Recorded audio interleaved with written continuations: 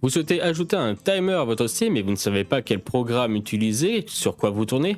Eh bien sachez que vous pouvez le faire directement via OBS et ça va vous prendre à peine 2 minutes. Avant de vous présenter tout cela, je vais moi-même me présenter, je m'appelle Nausiaz, je stream sur Twitch en ce moment chaque soir, je fais différents jeux, des jeux auxquels vous pouvez participer avec moi, par exemple Ozu, sur lequel on peut faire de la musique ensemble, donc si ça vous intéresse, je vous invite évidemment à aller suivre le petit lien en description. Pour ce qui est de la chaîne YouTube, je sors une vidéo chaque vendredi à 17h précise et cette semaine nous allons donc parler des timers sur votre stream.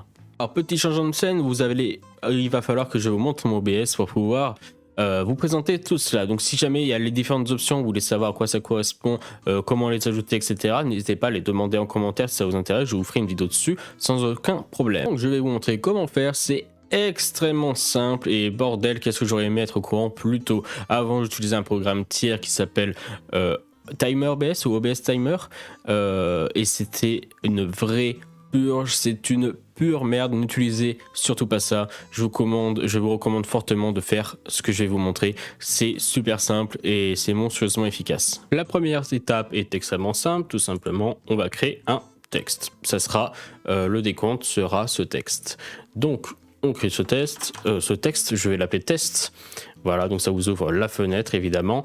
Je ne vais pas vous faire un tuto de comment ça fonctionne, mais juste vous choisissez votre police. Le décompte sera affecté par cette police. Donc si vous avez une police spécifique pour votre stream, évidemment vous pouvez faire en sorte que votre décompte est sur la charte graphique de votre stream.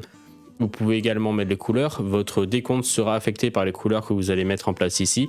Si vous voulez un décompte noir, blanc, rouge, tout ce que vous voulez, eh bien vous pouvez le faire directement par rapport au texte. Évidemment, vous n'avez rien écrire vu que vous voulez mettre un décompte à la place de ceci. Donc n'écrivez absolument rien, à moins que vous voulez mettre le stream débute dans et vous mettez votre timer. Mais le plus simple, le plus efficace, c'est de mettre que le timer. Les gens comprennent s'il y a un timer, pourquoi il est là.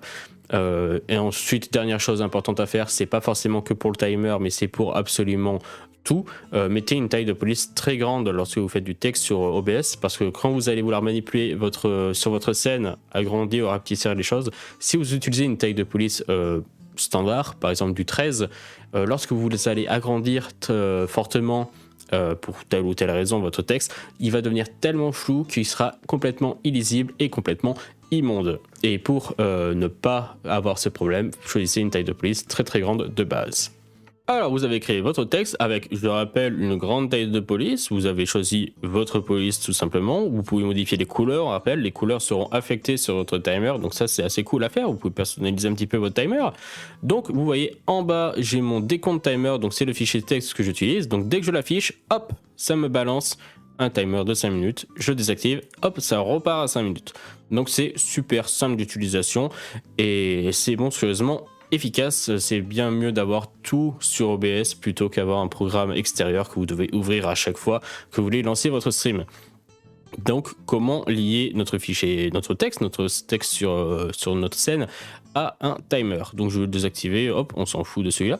On va dans outils, dans script et voilà ce que ça va nous ouvrir. On a ici tous vos scripts, donc de base il n'y aura rien. Il faudra que vous cherchiez le petit countdown.lua.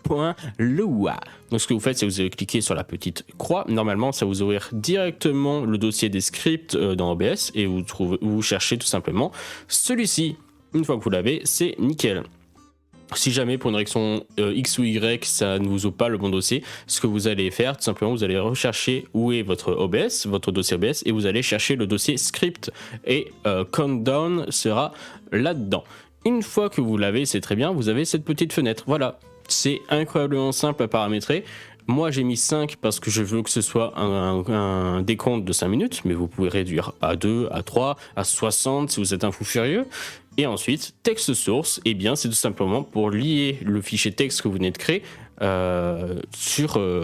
avec ce script. Donc moi, mon fichier s'appelle décompte timer, du coup j'ai décompte timer qui est lié et maintenant mon fichier texte décompte timer et mon décompte tout simplement.